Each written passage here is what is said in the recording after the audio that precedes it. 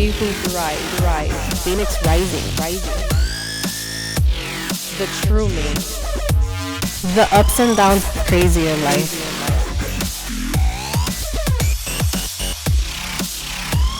So take this journey with me.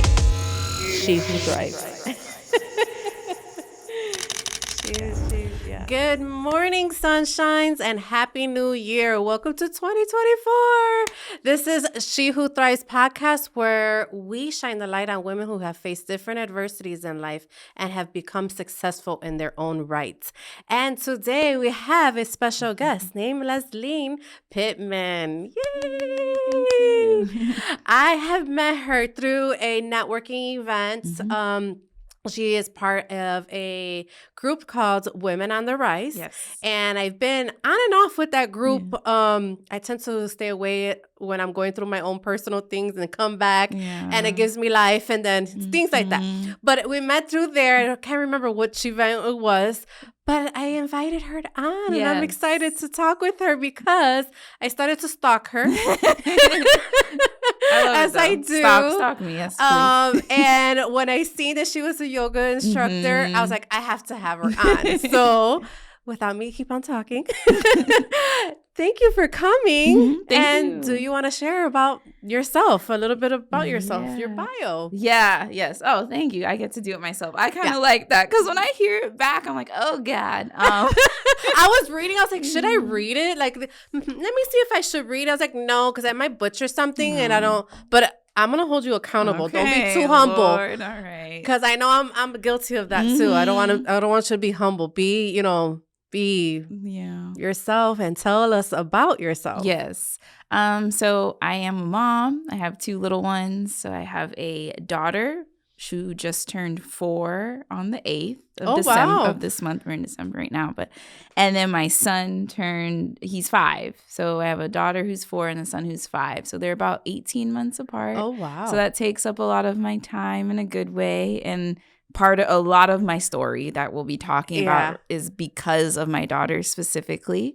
And then I am a registered nurse, which when I first walked in, you're like, you don't really be saying that. No. But I am a registered nurse. I've been a registered nurse for a decade in this year when they watch. Yeah, will be a decade that I've been a nurse. I've worked through multiple healthcare settings in the Central Florida area, people's homes, like all different types of healthcare settings.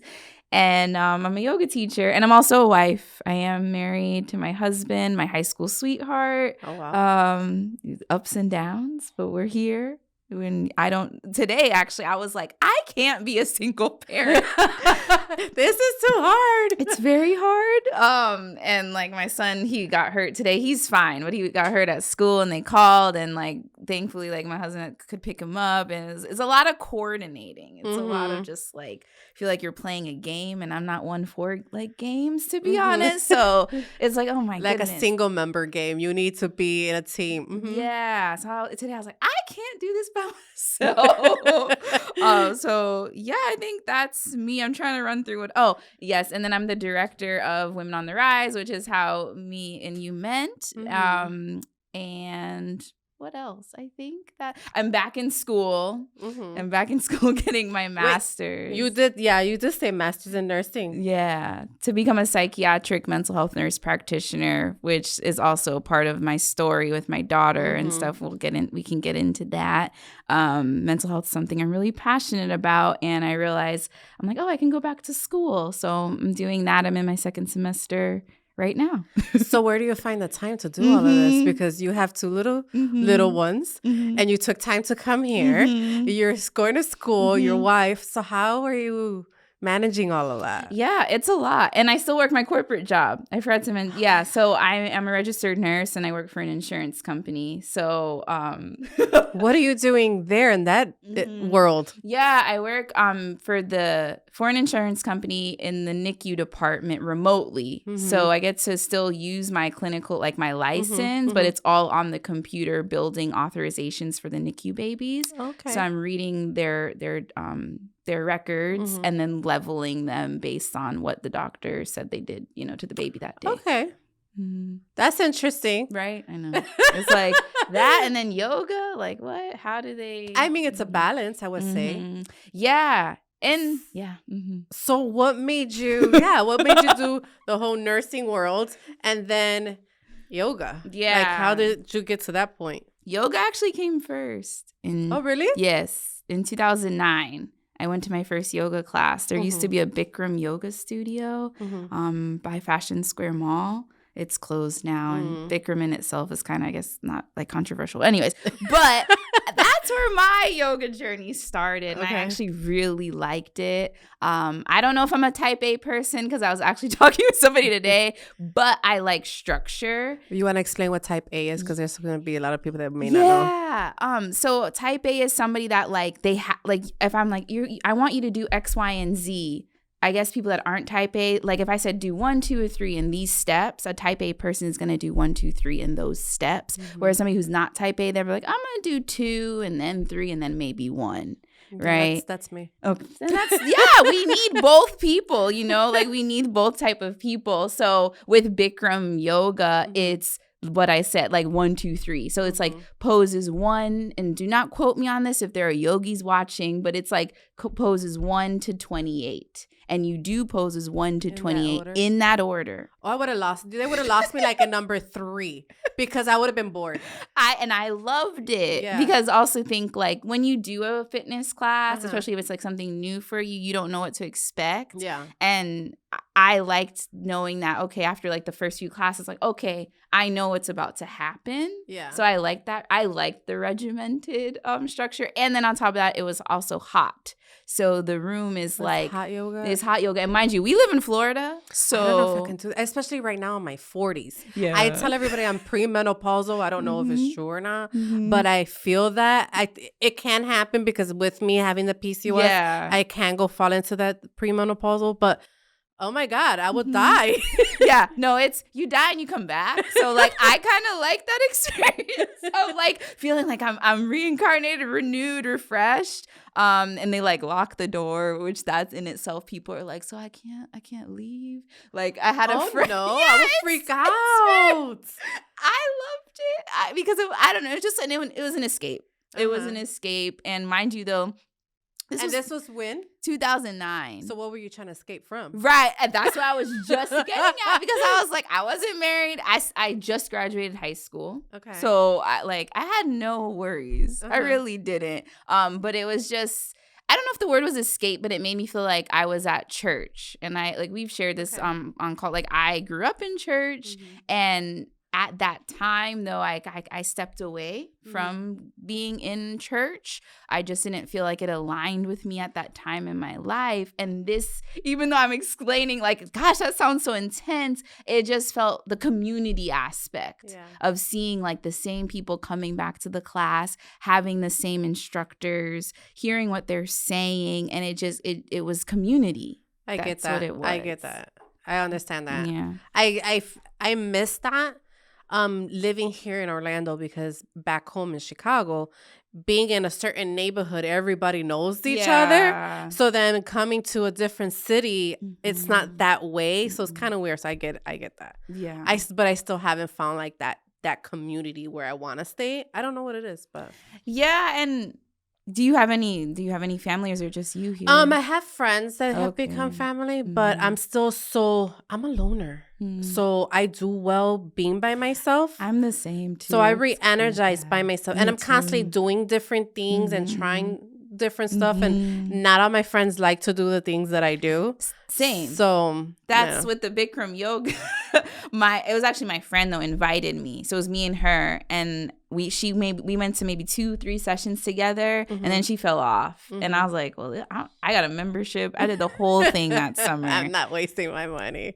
So you still haven't said what you were trying to escape from. Oh, yeah. It wasn't really escape. That was a bad choice of word. It wasn't escape, but later in life, as we fast forward, it was escaping. Like, I don't want to say motherhood because that sounds really cynical. Like, I don't know if that's the correct word, but it's my quiet place. Like now that it's the way you recharge. It's the way I recharge because I am an introverted person, even though you will see me on social media, like putting myself out there. It's different than having to be in exchanges. Yeah, what I was reading a lot, because I'm like, okay, am I an introvert? Yeah. Because when I was going through my whole counseling and psychology moments and stuff like that, they had asked me, well, are you truly an introvert, or were you trained to be an introvert? So I had to really figure that one out. And what I learned was, because a lot of people think, oh, I'm shy, I'm an introvert. Yeah. That's necessarily not true. Not necessarily true.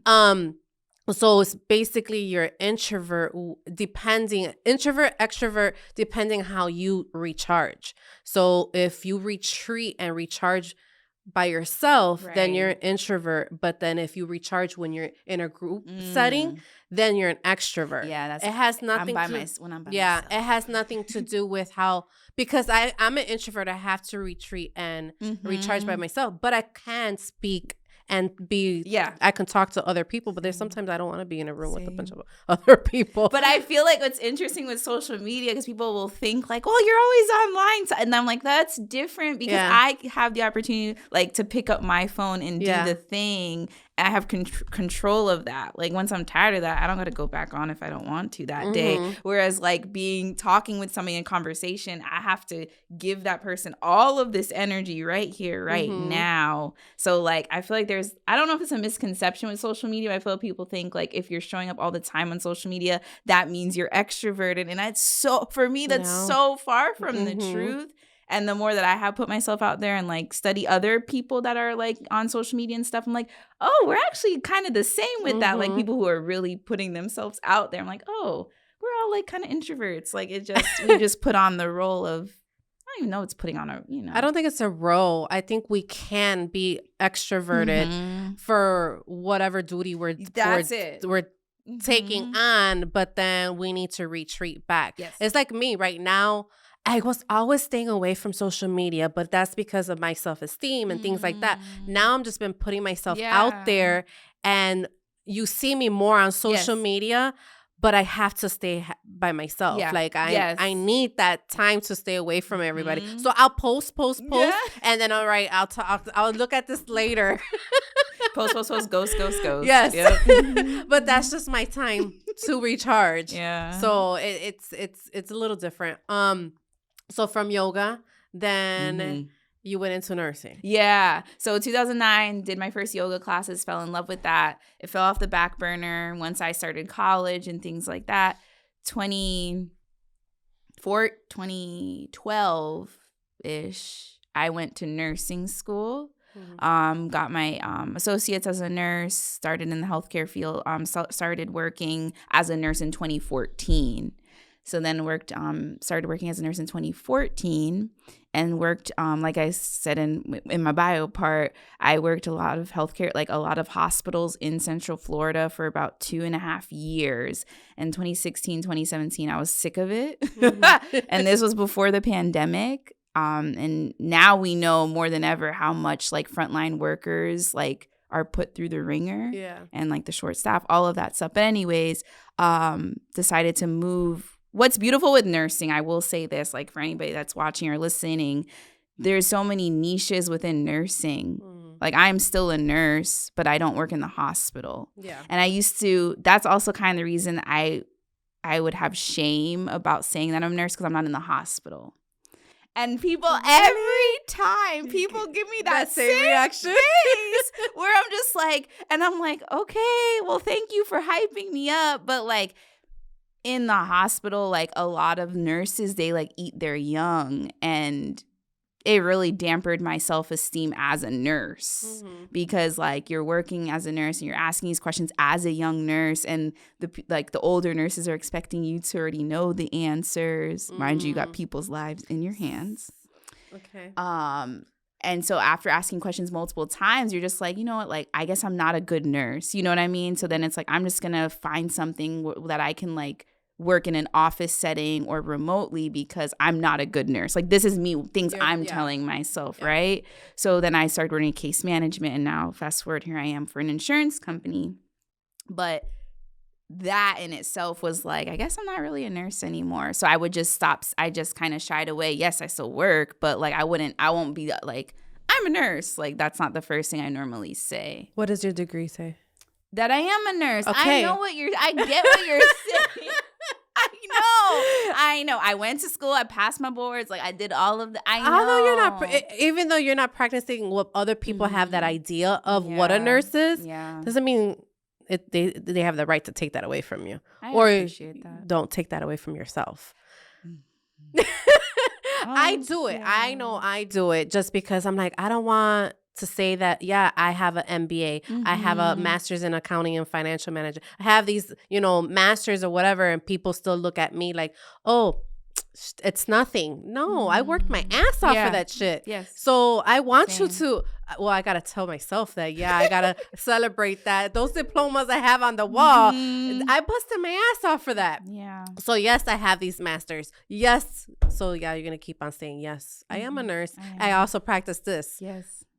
So if because I always say, if I had never gone through what I went through, I may have chosen a different career path. Although I am great at what I do, so great because I can read numbers like crazy. Yeah.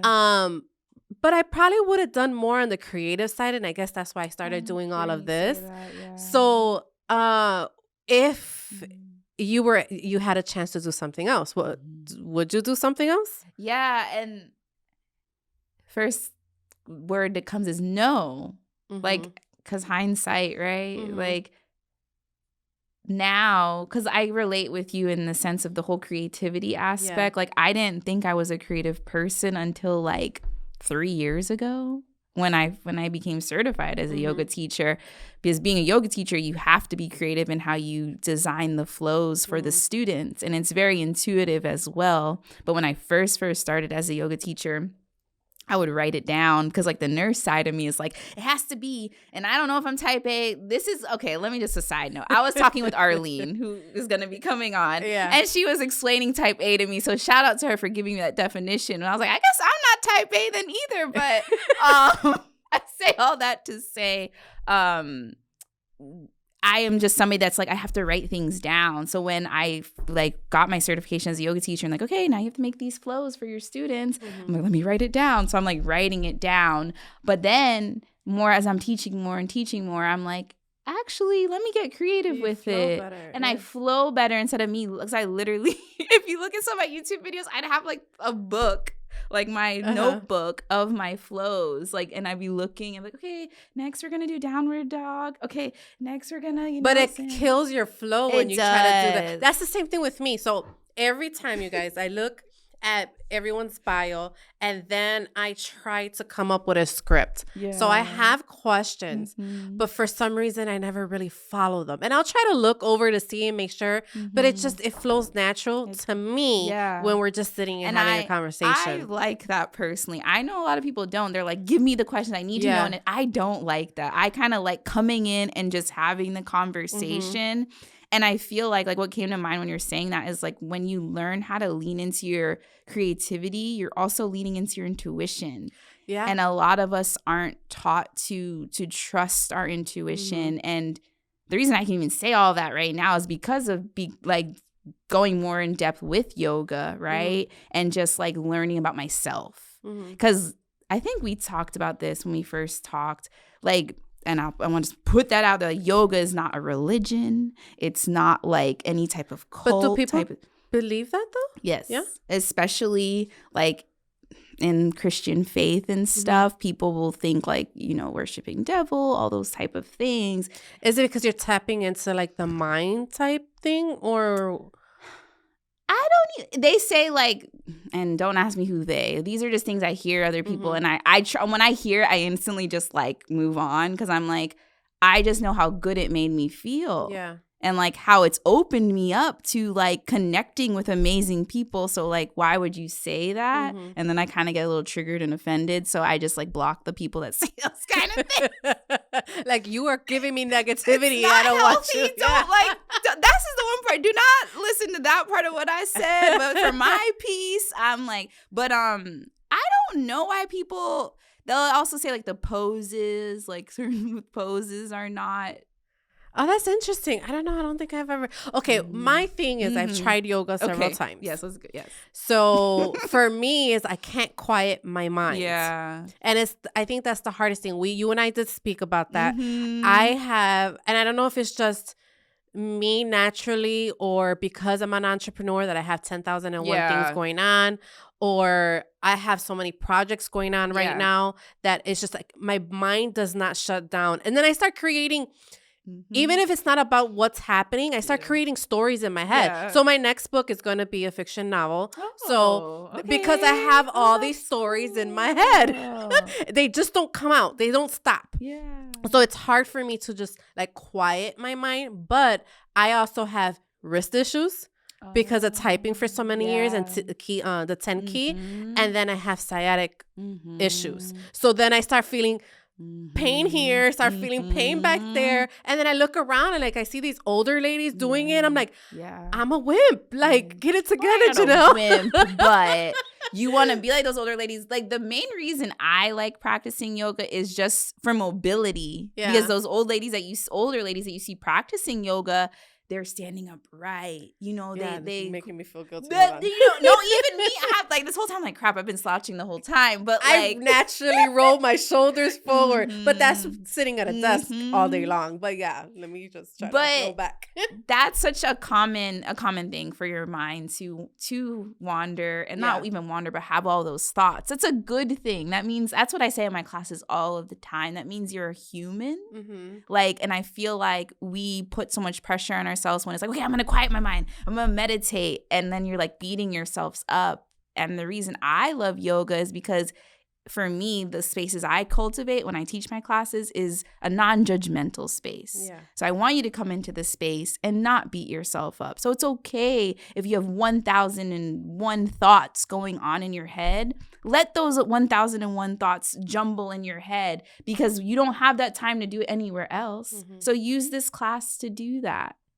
And there's different types of yoga too. So where are you doing the classes at? I do virtual classes. So I have my virtual yoga studio, and then I also do pop-up. So like, which I'll be having a schedule out, like at least one like pop-up yoga class a quarter. Because I don't think I've seen that. I seen you the virtual ones, but I like in class. I know people prefer that. Yeah, so my last one I had was at Fabletics in the Fashion Square, Millennium Mall. Okay. So I like to do yoga in places like that you don't really like. Yeah. Not a typical place. Yeah. So the next time you do one, make sure you send. Yeah, because I would want to participate. Yeah. And the reason why I wanted to bring you on is because I'm not so sure if you know, I wrote a book called Loving a Bipolar Bear, and it's about the effects on the other side of what, you know, mental illness can do to a loved one, a caregiver. Yeah. And several women have asked me, if I read this book, is it going to teach me how you were able to overcome this? And I was like, you know what? No, not necessarily. It may help you to know that someone has gone through what you went through, but I didn't put in there the actual steps that I made to get to where I'm at today. There's a lot of healing in there.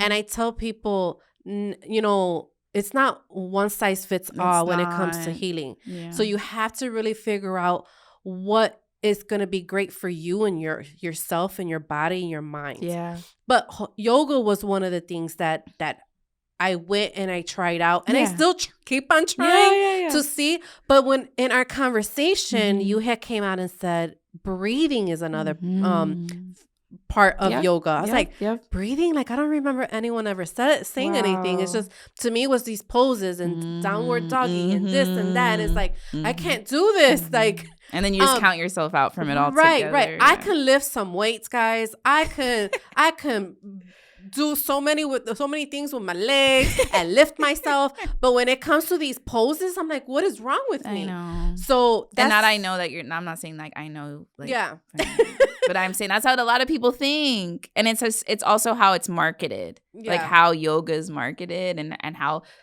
the type of people they use to market yoga to. Yeah, I'm mid-size. You know, I'm not thin. Yeah. So it's like, okay, things get in the way. Yeah. So it's like, it's hard. You're a regular, you're a normal person, like an everyday person. And then I was doing it. So, okay, so I know with my PCOS, they say yoga is supposed to be great for it because, you know, one thing that triggers PCOS is stress. Yes. So yoga is supposed to help calm that down and stuff, but it stresses me out. And so, well, you can keep going because you're probably gonna ask you a question, but I was like gonna yeah. So, when women ask me what did I do and stuff like that, I was like, all right.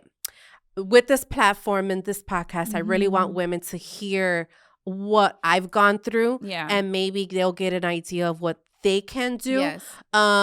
One thing is that I try to do affordable stuff because not everybody knows, not everybody has the means to do it, and I went through that. So with all of that, that's the reason why I'm bringing people on to see what you would suggest. As an instructor in the yoga world and all of that, I'm sure you're finding, you know, peace in that. What would you suggest for women that are looking for that healing space? Yeah. So that's a really good question because you said healing, right? Versus like losing weight. Right. Because anytime, like, I wish I had like a bucket or something because anytime I'm like, I am a yoga instructor, people are like, oh, like, can you help me lose weight? And I'm like, that's not what I'm about. Like, I'm not, that's just not me. My aspect is to help people heal, right? So when it comes to using yoga to heal, there's different types of yoga. The one I love to teach is restorative yoga. So it's like knowing what type of yoga, like, because what will happen is you'll probably go on YouTube, right? And you'll be like, yoga for beginners, right? That's what everybody puts. And then you'll probably do this like 30, 40-minute class. And it's probably what's called a vinyasa yoga class, also known as a power yoga class, which will make you sweat, which will help you burn calories. So if you're looking to lose weight, I suggest power vinyasa yoga. But if you're looking to heal, like you've gone through something very traumatic in your life, and trauma is different for everybody. So I'm not even going to list what type. If it's something that's traumatic to you, okay, let's go to the next type. Restorative yoga, yin yoga. So restorative yoga is just, it's in the name, doing restorative poses. So you're doing a lot of things on the floor.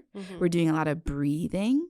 Yin yoga is very similar, but what's the difference between restorative and yin yoga is that yin yoga, you're holding the poses for a longer time. So like in the power yoga class everybody's used to, you probably hold the pose for like 3 breaths, right? In yin yoga, you're holding it for like minutes, like 3 to 5 minutes. So I would die in you those wouldn't poses. no because then in the yin yoga classes you get like pillows and blankets that you can use to help you hold these poses. So we might just like have our feet out, right? And we're on the floor. So we're sitting on the floor, our feet are extended, and I'm like, lift your arms up and just like allow yourself to, you know, head down type of thing. You could put a pillow under your upper body, and you're just using that pillow and you're just there. And that's all you're doing. So that's yin yoga? That's that, yes. So what's the restorative yoga? The restorative yoga is similar, using the props, but you're not holding the poses for like a long time. So it's just the length of time. So can we go from restorative yoga to yin yoga? You could, yeah. As like a graduation type thing? You could, and actually, yeah, I would suggest, okay, that's a good question. I would suggest doing a restorative class first because you're not holding the poses as long. And if you're somebody that's like, I have so many thoughts and I'm always on the move, blah, blah, blah, like do the restorative because you're not in these poses for forever, because that's how it's going to feel with the yin. So yeah, do the restorative classes first, and then you can go to the yin, because the yin classes, you'll probably only do 3 poses for like the 40-minute class. So you're in a pose in that long for like, and then you're like breathing and moving and stuff too, but like main pose, Okay, so I'm not gonna knock it because I don't want to tell myself I can't do it. That's what I'm saying. And see, so I am open to try to do all of that with you. So when you want to do that, we could do a one-on-one thing. So I like to do a lot of one-on-ones, and the reason why I like to do one-on-one, and this, I'm sure a lot of people out there go through it too, is that if you're in a group setting, your mind starts to think about other people looking at you and what are they saying about you. And especially someone with body dysmorphia, your body's not like theirs, and you know, they're so much more fit. And I start to distract myself. Right. Because of everybody else. Yeah. So that's why I like to do one-on-ones with a lot of things. Yeah. Especially when I try it for the first time. And then later on do a group thing. And I see that I'm kind of more calm when I do it that way. But that's just me learning over time myself and what works for myself. Yeah. What would you suggest for someone that actually goes through that they don't quiet their mind? Because it's a lot of self-esteem that you're comparing yourself to everyone else. And it's society, especially right now too. So what would you suggest for someone that goes through that? Yeah, I would definitely suggest online. So like doing online yoga classes at first, because you can do it in the quiet of your own home, lock yourself in your room, nobody's looking at you. And notice though too, when you do this yoga class in your own house, nobody's in there, what are you telling yourself? Because if nobody's in there, right? It's just you, the instructor is not there. They're there, but they're not. Notice, what are you saying to yourself? And this is like me getting a little like with the mindful aspect of like journal about that, right? Journal. That's a good idea. Journal about like, are you telling yourself like, oh my God, like I don't look like that instructor. Yeah. Then find an instructor that looks like you, right? That's also an important thing. Like there's a lot of plus size yoga instructors out there. Jessamine, oh my God, I forget her name. She's a plus size Black yogi, and she has a really big platform online. And I look at her and I love the comments are like, oh my God, finally somebody that looks like me. So it's like, one, find an instructor that looks like you. So then you're comfortable, because you don't realize, especially as Black and brown people, like when we walk into these spaces, I didn't mention this, but in 2009, when I walked into that Bikram yoga space, one, my friend was white and all the other people were too. Yeah. I was the only one. But I knew that like I liked, like you said, you like to do different things. I've just always been like a quirky person. So it's kind of like something it is what it is. Like I'm gonna do this, you know what I mean? And you can look at me and whatever, but find somebody that looks like you. Once you're doing this online yoga, notice your thoughts. I say that a lot in my yoga classes. What are you saying in here? What are you saying internally? Right? Then you journal about it. Then after you do a few sessions in the quiet of your own home, then hopefully you'll get the confidence. Bring a friend. Right? Bring a friend. Hopefully you have a good support system. Bring a friend that likes to do things with you. Like instead of doing the brunch, bring a friend to the yoga class with you so you're not by yourself. But I say that because it's like, you notice that when you're in a group setting, you're like, oh, this person's saying this, this, and this. But then if you're in the quiet of your own home, it's probably similar thoughts and nobody's saying anything. You're tearing yourself apart. Yeah. Like sometimes we say this to each other.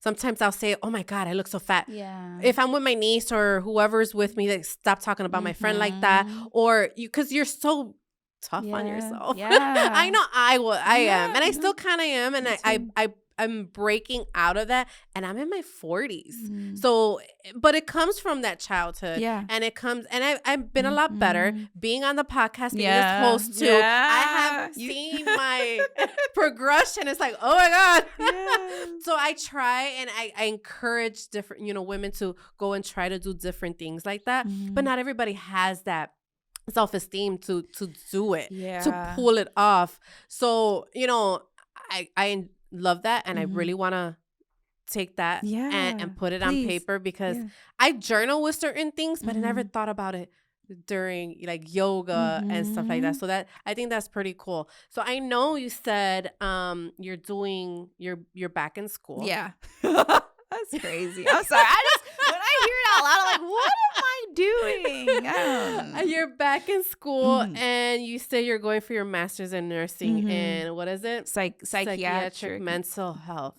So what is that about? Because like I said, my book is with the mental health. So I'm really big with that. So that's something new. I didn't know that about you. Yeah. So what made you want to go that route? Yeah. So like I mentioned earlier, my daughter's what started all of this, like me starting my own wellness business. All of that is because of my daughter, Violet. When I had her, she was 6 months old, and we had Lennox, who was like, I don't know, a year and a half. It's all blended when you have kids in general, just all the ages. But long story short, it was in the middle of the pandemic. She was crying nonstop. It was really triggering for me. Long story short, when that day in particular, she was crying, I had thoughts of wanting to harm myself and thoughts of wanting to harm her. And long story short, none of that happened. But I remember being really terrified of myself. And it comes back again to having like kind of shame. I guess it was shame because I'm a nurse. I'm like, I shouldn't be thinking like this, blah, blah, blah, right? I should be educated more about it. Yeah. Yeah. And I ended up getting a therapist, a life coach. I did a whole, like during the pandemic, I did a lot of personal development work. Got certified as a yoga teacher. It was like wellness incubator. It was the perfect time to do that. Yeah. Like when am I going to get that time, you know? So once I became certified as yoga teacher, I'm like, okay, I'm going to help Black moms like with their postpartum journey, like heal themselves, like, cause it's a lot, right? Cause I just knew mentally all the stuff I went through. And the more I've like taught yoga classes and stuff, I realized I wanted to just to help for me in a more impactful way and like just learn more about mental health. And I connected with somebody who was like, are you a nurse practitioner? And I was like, I hate nursing. This was literally a few months ago. And the person was like, I would really love if you were. And they were just, it was like God put that person in my life. Like I'm condensing the story for time, but God put that person in my life. And I was like, you know what? I should go back to school. That person at the time, she was like, mind you, this was literally like 5 months ago. She was like, become a family nurse practitioner because then I can refer patients from me to you because she's a functional medicine doctor. So she's like, I could refer my patients to you. It'd be great. I trust you, da-da-da. And I was like, okay, I'll look into it. So I got home, started looking it up because I'm a very, like, if you tell me to do something, I'm going to do it. That's just how I am. And God was like, you should do psych. And I was like, what? And then, you know, conversations with God in my head are like, well, you know, with the things you've been doing these past couple of years, you're talking about your mental health story online all the time. Like this would be so good for you. And bada bing, bada boom, I'm back in school. And it just all of alignment too. It just, everything was just boom, boom, boom. Like it was easy. I'm not saying school is easy, no, but get like the process. Do you feel it's more of your passion? Yeah, like I'm excited to write these discussion posts because it's just writing. All is writing. Oh my God, I don't miss those discussion posts. I swear to you, I do not miss that. Girl, it's us all. I'm like, okay, yes, you know, Janell, this is a great, you know, you got to ad lib a little bit and stuff, but I'm excited about the topics. Like it's just really good topics that are being taught, like discussed in nursing and healthcare in general. Any of those topics triggering for you from what you've gone through? I'm not there yet. So I'm only my second semester. I know. That's why I'm like, I'm only in the second semester, which is a lot of like graduate study type of classes. Yeah. But yeah, that's what I'm doing now. That was very quick. I know. Well, I don't like her time. No, I see. It's very quick. And you know, like I said, it's something passionate to me because I grew up in a household where mental illness was very prominent, and it wasn't something that it was to this day it's not admitted, but Black and brown communities, it's very, I don't know if it's frowned upon. I think, you know, I know a lot in Hispanic community it is frowned upon, and also it's not affordable for so many people. Yes. So I know when I was going through it, it was like $80 every session. And not everybody has the financial means for that. Yeah. So and I know I grew up not having the financial means. We didn't have money for food. What makes you think we're going to have money for a psych, you know, or a counselor or whatever it is. So as I got older, now that I have the financial means, I am blessed for that. And that's the reason why I'm doing this because, you know, I try to find things that are reasonable economically because it's very hard. And counseling isn't for everybody. It's not. And, you know, I tried one thing after another, even being out in nature, being in the sun, riding bike and, you know, all of this stuff. So you being in that industry, what other things would you suggest for people? Like, what did you do too besides the counseling and things like that? I love this question because I've done a few things too. And I will say this where I get into my thing is you take what you need from every type of modality. Healing, one, is not linear. You've probably heard that a lot. But also, like with yoga, right? I told you I did Bikram yoga. I didn't take everything from what those Bikram yoga teachers said, but there's little pieces I took from that, right? And then I also, after like going through that postpartum depression with my daughter, I got a therapist. And then I also got a life coach. So I was working with the therapist and the life coach simultaneously because I just wanted to feel better. And it's just interesting how God, is, for me at least, is always listening to me and always has my back because he just brought these people in my life. Like, what else have I done? Sound healing. I now do that for my clients. I even was in crystals for a minute. Like I got you said sound healing. Is it that sound bath stuff? Yeah. We gotta do that. I love that. Yeah. I love it. That's one of the things that I did. And I honestly was the only thing that calmed my mind. And I don't know if it was because of the sounds that it was just like, it is. I don't know, the vibrations or whatever. It just 100%. chills me out. We gotta do that too. And that's going back to affordable. You can go online on YouTube and you can look up sound healing. You can look up brown noise. You can look up, like, there's so many different types of noises you can look up on YouTube, like if you have trouble going to sleep. So sound healing is like, don't sleep. Which sound is it good for sleeping? Brown noise is better than white noise, and that's not even like a thing of like, it's just brown noise. It's like the depth of the noise, like the hertz. I gotta look that up because I have issues sleeping. I have on my YouTube channel, I created my own brown noise. So you just type brown noise for sleep and you can use that. Because I remember with my kids when they're babies, we'd use white noise. It's higher. Annoying. It's a higher frequency. I am so sorry, whoever likes white noise. I cannot take it. Brown noise sounds like the ocean. Okay, I can do that. I can do that because I love going to the ocean and. That's the other one that's like grounding is one of the things that I learned and I didn't know that was a thing until I don't know, I think someone told me, I don't know, but I would naturally just take that drive to the beach somewhere and wherever I know. Not everybody has the luxury of being able to drive to the beach. I know. That we're spoiled with that. Yeah. But being on the sand and just listening to and I'll go, not going in bathing suit or anything. I'm just fully clothed there, just sitting on the sand and feeling that and then just listening to the ocean for so long. And that's yoga. You're doing yoga peaceful. There. Oh, really? That's yoga. Because going back to when I told you on our phone call, breath work is yoga. You doing that grounding, you're meditating. There's 7 limbs of yoga. There's the breath work. There's the journaling that I mentioned. Remember, I was like, oh, do the yoga class and then journal. That's like, if you want to say double yoga. So the breath work is the pranayama. Then the movement is the I'm blanking right now, but there's the actual poses is one aspect. So I named like 3 already. The meditating is another aspect. That's 4. So like and you're listening to your intuition. You're like, I just something's telling me. That's your intuition, right? And is telling you I need to go to the beach. I need to ground. So meditating, sitting in silence, even if the thoughts are going a million miles an hour, you are doing yoga. Yoga is not just putting the yoga mat down and doing a pose. Like that is so far from the truth of anything. Yoga, the definition is the union of the mind, body, and soul.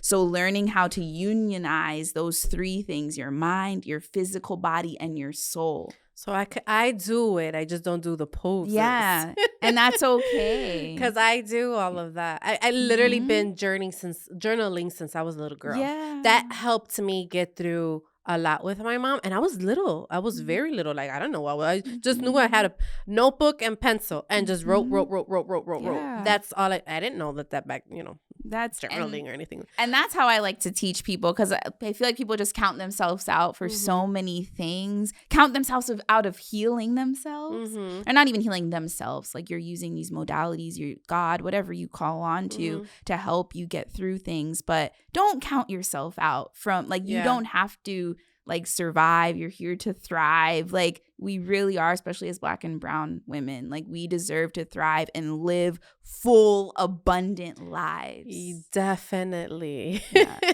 So with everything that you've talked about and the journey that you have gone through, I know our time has gone quickly. I know. Like, man, that's why I'm kind of talking fast because I'm just like, I didn't get it all out. With everything, this is one question I do try to ask everyone. Do you feel successful in your life and on your term of your definition of what success is? I do. And I kind of get goosebumps saying that. Like even being here today, like and being able to share my story and be able to articulate my story, like at least I think I'm pretty succinct in a succinct way, to get the point across of just wanting more Black moms to know they're not alone. Like you're not alone. Because I felt really alone as a mom, and I still do sometimes because I'm just like, I don't see nobody else acting like doing things like this. Yeah. You know, but I do feel successful at where I am currently. And I'm really proud of myself for how far I've come. Because if you knew me before, I was shy. Like I will take that shy title. But now I'm learning who I am. I'm not going to say I know who I am fully, but I'm learning who I am. And it's been beautiful. So any woman, any Black woman that is going through postpartum, what would you suggest for them? Is there anything anywhere they can call, anything like that? Yeah, the first thing that comes to mind, this is the nurse side of me, for like suicide. If you're having any suicidal thoughts, know that that's normal. Like, I'm not saying it's normal, like, but you're not alone with that. I shared briefly, I had the suicidal thoughts when I first had my daughter. There's a number you can call for free. It's 988. It is similar to 911, but it's 988. So it's a mental health 911. You can call that. It's free of charge, and you can talk with a licensed professional. So that's one resource that you can use like right now if you're like in dire need. Of course, yoga, like you can just, type my name into YouTube. There's plenty of yoga classes that you can take with me. And I'm also a DM away. So where can they find you? At Lesline Pittman. So it's all of my socials, LeslinePittman. I'm on every social media. So I promise, whichever one, I'm there. And just say, hey, like that you found me here. That'd really get me excited. But yeah, you're not alone. That's the biggest thing. And thank you for coming, of course. Is there any final thoughts that you want to express? I think that's it. I said everything I needed to say. I always say that, and then when we, my guests look back, I'm like, oh my God, I should have said this. Oh my God, I should have said that. So if you ever want to come back, you can just let me know, and then we can set it up. But thank you so much for coming. And thank you guys for tuning in. The She Who Thrives podcast. Please, please, please like, share, subscribe, and review. I'm really reading, guys, so that way it can help me bring somebody else on. But thank you.